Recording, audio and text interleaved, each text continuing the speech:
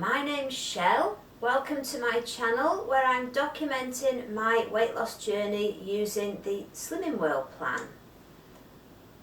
A warm welcome if you're new to my channel, and if you've been here before, it's lovely to have you back, and I look forward to hearing how you're doing in the comments below, which is something that I always look forward to finding out. I'm a bit out of sorts this week, so I thought for my video I would start off by just telling you how the week's gone, and then I wanted to have a bit of a moan. I'm a bit out of sorts with Slimming World. It's not to do with the new group changes. I've already done a video on those. I'm not happy with them, but if you'd like to see what I feel about those, you can go back a couple of weeks to where I did title the video that it was my thoughts on the new plan.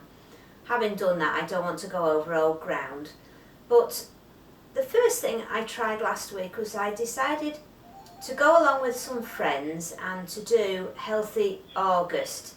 Now, the problem was that it wasn't really my idea. I was going along with it because friends were doing it, and I think if your heart's not in something, you're never going to find the enthusiasm to stick with it. As I suspected, I didn't get through the weekend. I really missed my treats, and there were things that I wanted to eat that I just couldn't eat doing the healthy eating. So for example, on the Friday I decided to make, well actually it was on the Thursday, I made a stew, and it was lovely. It was a speedy free food stew, so it had lots of speed vegetables, lots of potatoes, lots of beans and some lentils in. So I made that on Thursday and we had that for tea, and it was lovely. But then on the Friday I had leftover stew, so I thought, well, I'll have that for tea. But then through the day I was thinking, I don't really want that stew for tea. What I fancy is possibly, I think I was thinking I'd fancy super noodles and Linda McCartney sausages and cauliflower. But of course that didn't fit in with the healthy eating plan because there was supposed to be no meat substitutes on it, and I don't think super noodles are really what you could call a whole food. So that was out. But all day I was thinking, but that's what I want, but I can't have it, that's what I want, I'll have to eat this stew. And then I started feeling animosity towards the stew, and I didn't want the stew. So by dinner time also I was having a salad. Now I normally like the vegetarian butcher chicken chunks on my salad. I love that meal, but of course they were out, so it was going to be beans. And I had the beans and the salad, and I wasn't very satisfied with it. It wasn't my nice salad that I normally like. So I decided, right, that's it, I'm going to forget this. I hadn't even got through the first day. I thought, I'm going to forget this. So for tea, I was planned, that was it, I was going to have the super noodles. But unfortunately we were busy on Friday, and when it got to tea time I'd run out of time to make anything. So I thought, what can I have? And then I thought, I remembered the stew in the fridge, and I thought, oh the stew, well, that was tasty and it was filling, I'll have that. And I had it quite happily. But it's funny, the attitude. When I felt like I had to have the stew, it was the last thing I wanted, and I felt really grumpy about it. But when I felt I had options and I thought about the stew, I thought, well, it was really nice, I enjoyed it last night, so that's what I had. I did actually have the stew, and I really enjoyed it. But it just shows you how much mental attitude has to do with the things that you eat. That night on the Friday, I forwent my 2 squares of chocolate and my 1 shot of Jack Daniels in favour of fruit. Morrison's hadn't put in the tangerines that I wanted, so I did have some watermelon, I ate that, but it wasn't the same. I have to tell you, it was not the same. It was not something I'd look forward to. Normally I'd have the watermelon anyway, and then have the chocolate and the single Jack Daniels. But when it came to the Saturday, I felt I had nothing to look forward to. I really enjoy, because it's more a social thing as much as anything else, I really enjoy sitting with my partner Andy and us having a little glass of something to drink, and the chocolate's lovely. And the fruit just didn't do it. I couldn't think of anything else that really would do it. So by the time it got to Saturday night, I had given up. I had me 2 squares of chocolate and me single Jack Daniels, and I was a happy bunny. Everything was back to normal. But it put me out of sorts, all this, and I felt I was eating more at meals, I think because I was thinking, well, I'm not having anything after tea, because there was nothing apart from fruit. So I felt my meals were getting bigger. And on the Saturday we had mashed potatoes, and I did have the sausages, but I had 3 sausages rather than 2, and a lot more mashed potato than I think I normally would have eaten. And I also, one good thing that did come out of it was it reminded me of millet. And I don't know whether anybody else eats millet. I love millet, but I haven't cooked it for a long time. I've got a packet here. I had 2 packets in from a while ago, which probably needs using up. So this is a packet of millet. I cook mine in the Instant Pot. It's very quick to cook. You just put in a cup of millet, whatever size cup you've got, a cup and a quarter of water, a pinch of salt, and then it only takes about 2 or 3 minutes to cook in the Instant Pot, or you can cook it on the stove.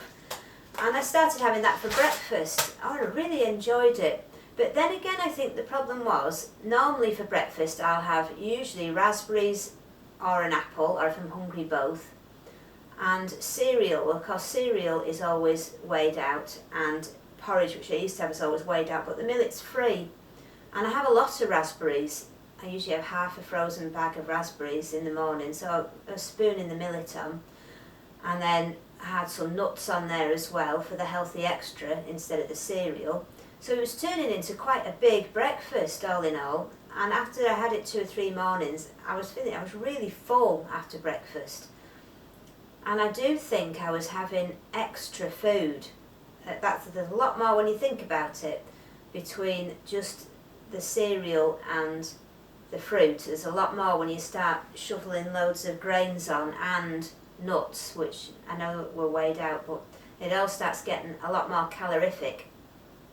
So having done that, and having had the other extra meals, well, not extra meals, but just extra, everything was bigger.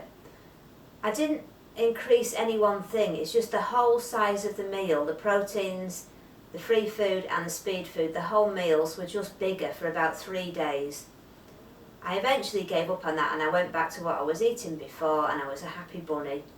But it meant that when I went to group on Tuesday, and I went down there, I was feeling heavier. You know, when you can tell you feel heavier. And I thought, I don't think I'm going to lose this week. I think I'm going to maintain. So I thought, well, I know why, so it doesn't really matter. I'll go and get weighed. So I went down. It was a very, very quiet group this week. Loads of people were away on holiday, or they were looking after grandchildren. So we were only down to 9 members this week and a guest. So I went in and got weighed, and this week I had put on a pound, which I thought was quite a lot. I thought I might have maintained. I didn't expect to put on a pound, but that's the way it goes, and I knew why, so I didn't really mind.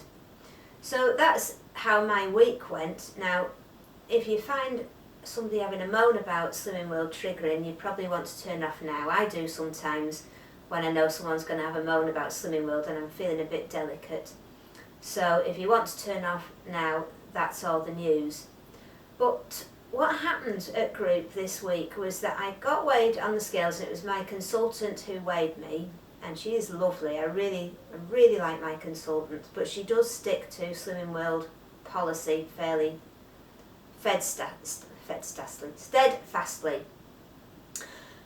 And her social team were away on holiday, so she was doing the pay-in and she was doing the weigh-in, which didn't matter because there were so few of us. But when I got weighed and I weighed a pound, I mean, this is only my second gain since joining Slimming World this time. In about 5 months, it's only my second gain, and I've never had a maintain. And when it was a pound, she said, these things happen. Don't worry about it. You'll just have to get back on it next week. So I said, oh no, I haven't been off it. I said, I know why I've had a gain. It's just because I've had bigger meals. I didn't go into it. I said, I've just had some bigger meals this weekend. But she said, oh no, that won't have done it. No, it's not that. She said, what you need to start doing is making sure that you weigh out your healthy extras properly. So I said, well, I do weigh out my healthy extras. I mean, and I do. I have never had one healthy extra in all these 5 months that hasn't been weighed or measured precisely. I wouldn't dream of pouring cereal into a bowl or milk into a cup. So I thought, it's nothing to do with that. I said, because it's been measured, everything's been measured and weighed. I said, it's just that I had bigger meals. And she said, well, it's not that. She said, I'm telling you, it isn't that. She said, it must be your sins. You've gone over on your sins. You need to start looking up all your sins and making sure that you've got them right. And, it's so easy, she said, to just let all these little things sneak in. And I was starting to get infuriated by now. I said, I haven't gone over my sins and I haven't snuck anything in. I said, I've stuck rigidly to the sins. I never ever go, well, I did once when I was on holiday, I ate one thing that went over my sins, but generally, I said, I haven't gone over on my sins. So she said, well, it's really easy, she said, when you've been doing Slimming World for quite a while to get complacent. And you're letting things sneak in and you stop weighing or you just tip a little bit extra in, and these things make all the difference even though you don't think that you're doing them. I was starting to fume. I wanted to go home. I was getting really angry. So I sat in group and we had the new format, which meant I didn't speak in the class because I'd put a pound on. And I think there was only me and somebody else who'd gained. Well, I don't know what the other girl had done, whether she'd maintained or gained, but I was the only one out of the 10 that were there that had a gain.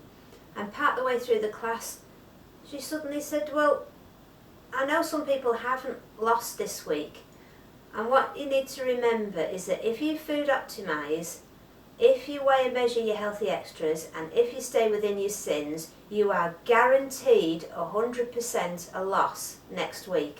That's all you need to do, and if you don't have a loss, then you need to look at one of those things.